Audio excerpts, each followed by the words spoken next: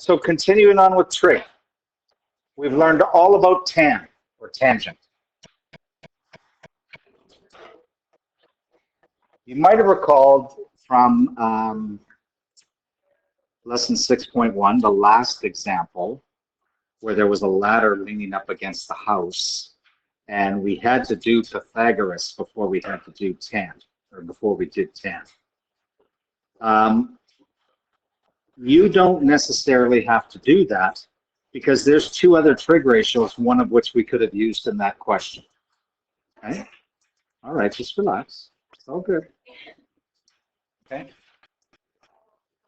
Remember, the tangent of an acute angle, so in this one, A and B, is its opposite side over its adjacent side.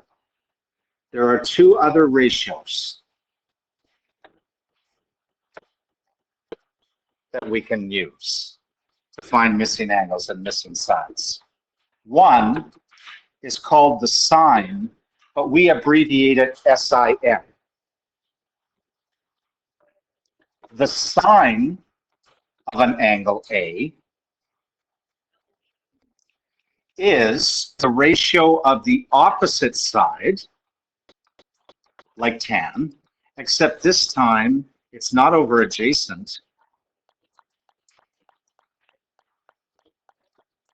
It's over the hypotenuse.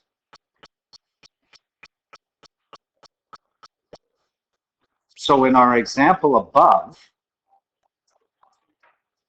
the sine of angle A would be the opposite side, which is little a, side little a, over the hypotenuse, which is side little c. So it would be A over C in that example above. If we found the sine of angle B, it would be the opposite side little b over the hypotenuse little c. Okay? So that's another ratio. The third ratio is called the cosine, or we abbreviate it cos. And it is the adjacent side over the hypotenuse. In our above example, the cosine of angle A, well, the adjacent side is little b, and the hypotenuse is still little c. So now, what trig ratio you use depends on the information you're given in the question. If you're given information about opposite and adjacent, you're going to use tan. If you're given information about opposite and hypotenuse, you're going to use sine. If you're given information about adjacent and hypotenuse, you're going to use cosine. How do we remember those? Well, we use a certain word called so, ka,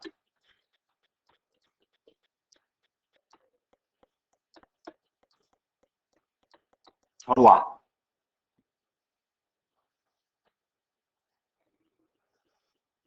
What does this mean? Well, S, sine, opposite over hypotenuse. Close, adjacent over hypotenuse. Tan, the first one we learned, opposite over adjacent. So one of the things that you should do whenever you get an assessment, or whenever you get a test, or even when you get the exam, write SOHCAHTOA somewhere. One of the first things you should do. Okay, let's look at some examples. Find some missing sides, find some missing angles. Here, we're not asked to actually find any sides or angles. We're just asked to identify some. And then we're asked to find the sine of angle D and the cos of angle D. Remember, we're not asked to find D. We're asked to find the sine and cos of D. Those will be fractions.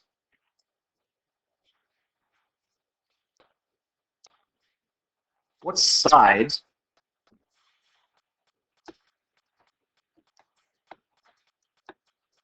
is opposite angle D? Either give me the length or give me the name of the side using 2 letters. Sorry? 5 centimeters, which is EF.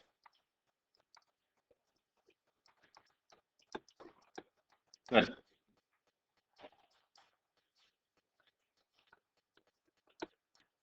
What's the side adjacent to angle D? Well, if you're not sure, find the hypotenuse and eliminate it. The last side left, it must be the adjacent, which would be the 12 centimeter side, which is DE.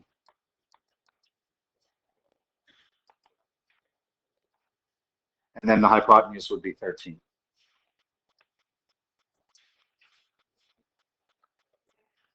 So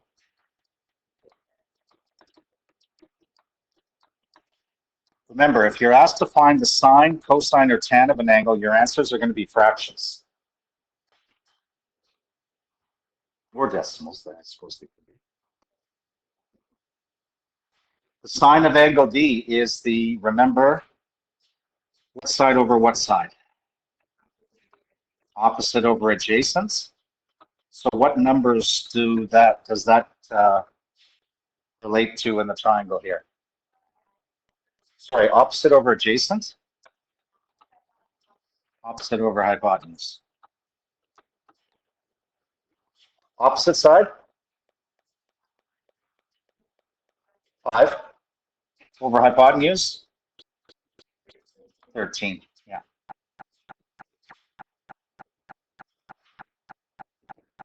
Cosine D is adjacent over hypotenuse, which would be what number over what number?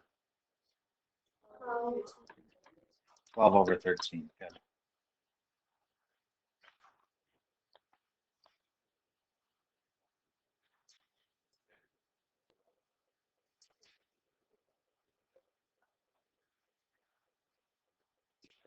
Okay.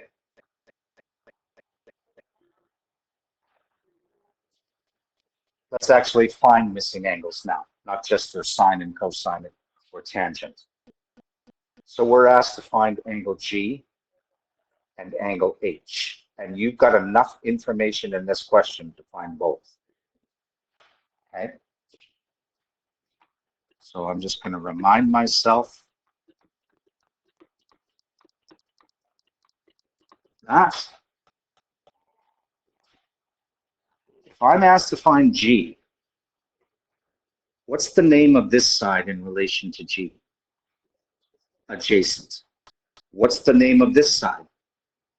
So going here, adjacent hypotenuse means cosine. And remember how your equation looks. Write the trig, in this case it's cosine. Write the angle, in this case that's the unknown. The adjacent side, which is 6, over the hypotenuse, which is 14. And then just solve that equation.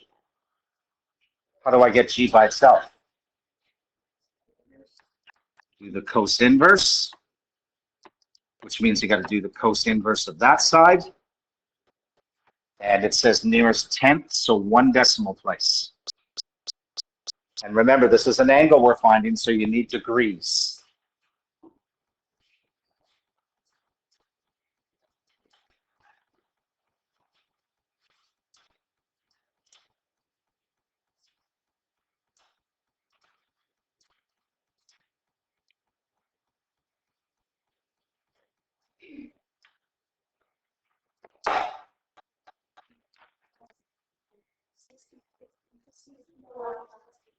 $64.5 or 64.6? 64.6 degrees.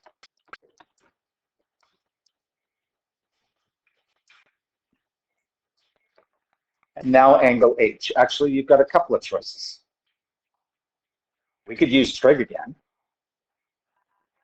Or, since we know 2 of the angles already, and 3 of them add up to 180, I could Just 180 minus, or 180 minus 90 minus 64.6.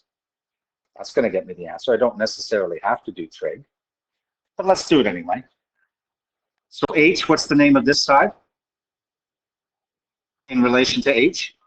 Opposite, still hypotenuse, which means so or sine. So the sine of angle h is equal to 6 over 14.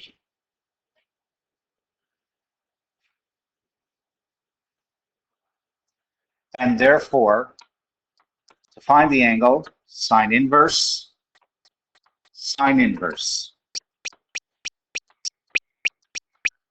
And you should get approximately 25.4, I think.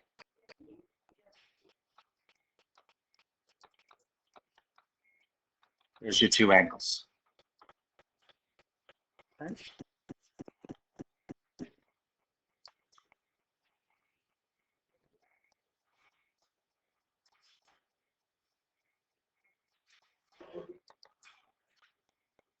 Okay, last question. And it's in the form of a problem.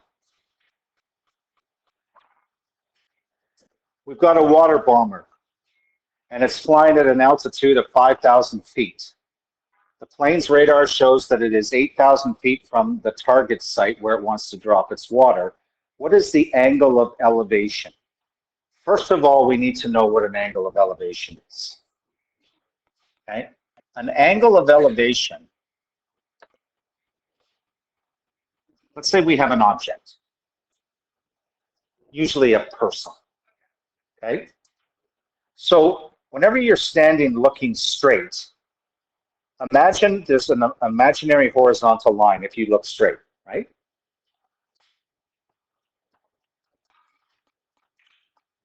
But then imagine if I wanted to look up to the ceiling. So here's my imaginary line. Now I'm looking up, and now my line of sight is like that. Notice I've got two arms. The angle between them is the angle of elevation. So when you have a horizontal and a line of sight looking up, okay? So this is a line of sight when you're looking up at something. And this is an imaginary horizontal line that exists when you're looking straight. Well, the angle formed between when you're looking straight and when you're looking up at something, that's the angle of elevation.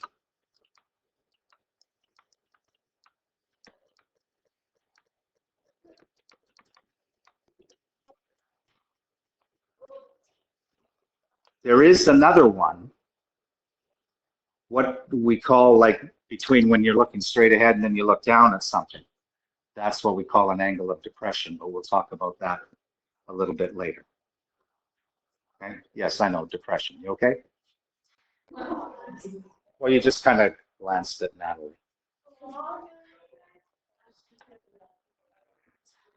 Okay, try to draw a plane.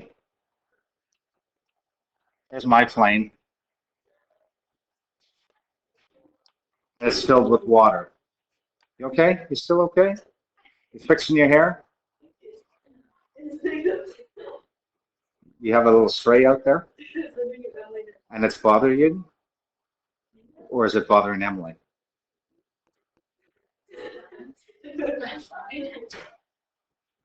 Okay. We've got the ground. We've got a target site, which I assume is going to be some kind of fire.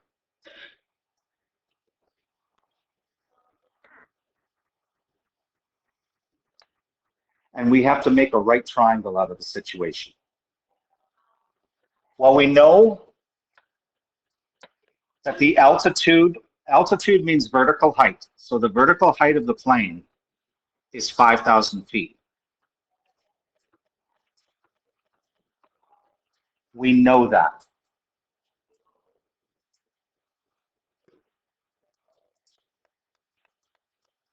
We want to find the angle of elevation of the plane from the target site. So from here, what's the angle of elevation from the plane? Well, from the plane, this would be your imaginary horizontal, right? The ground. And then from the plane up to the water bomber, the angle there, that would be your angle of elevation. This is what we're trying to find. That's the unknown. The question is, where does that 8,000 go?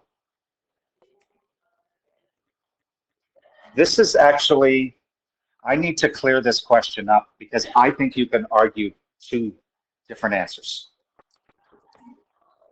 What do you think?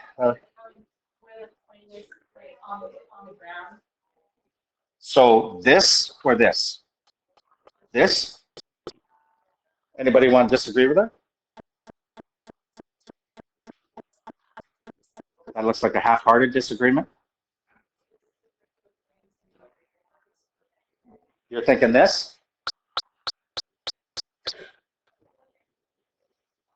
I don't know, to be honest. I want to think it's this. Okay? Like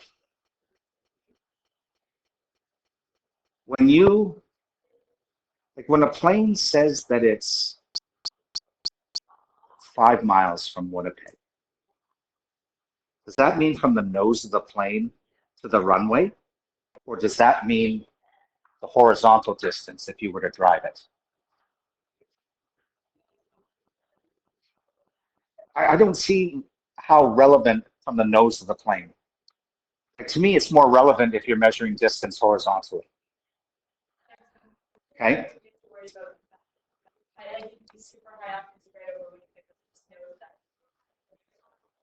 Right.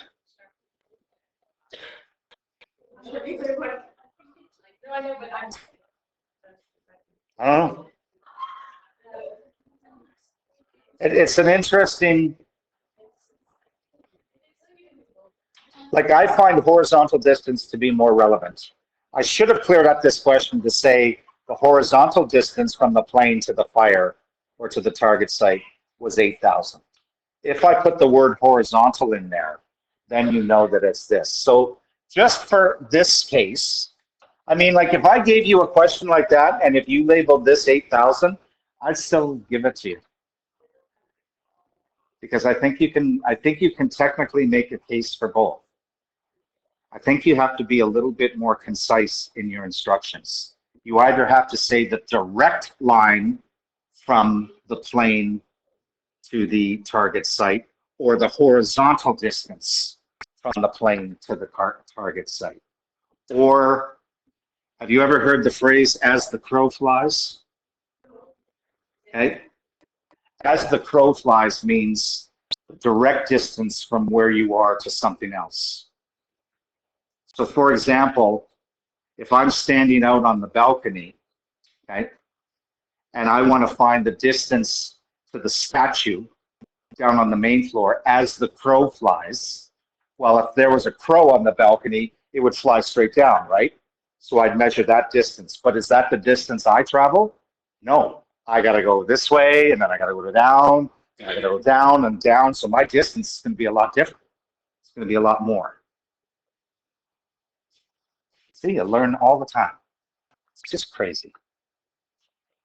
What do we got here? 8,000 feet.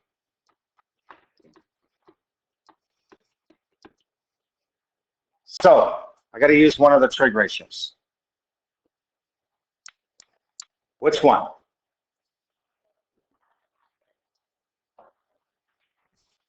Sorry? Tan. Because this is what I'm trying to find. This is the opposite side. This is the adjacent side. So the tan of the angle I'm trying to find is the opposite side 5,000 over the adjacent side 8,000. How do I get x by itself? Tan inverse,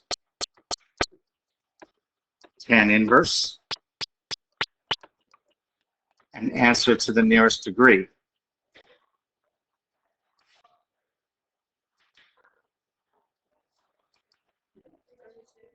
32? 32? Oh yeah, I did. I used this as 8,000, so I have a different answer. So yes, 32. If you did it the other way, you get 39. If you assume that that straight line distance was 8,000, you get 39 degrees.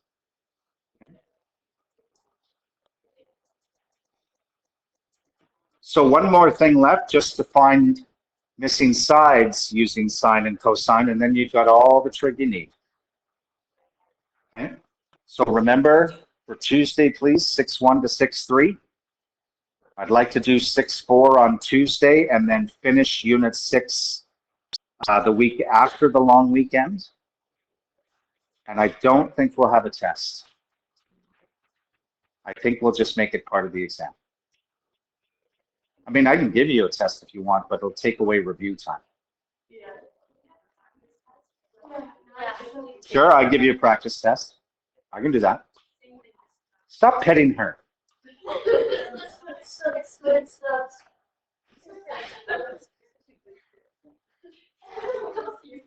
And on that note, I'll finish the recording.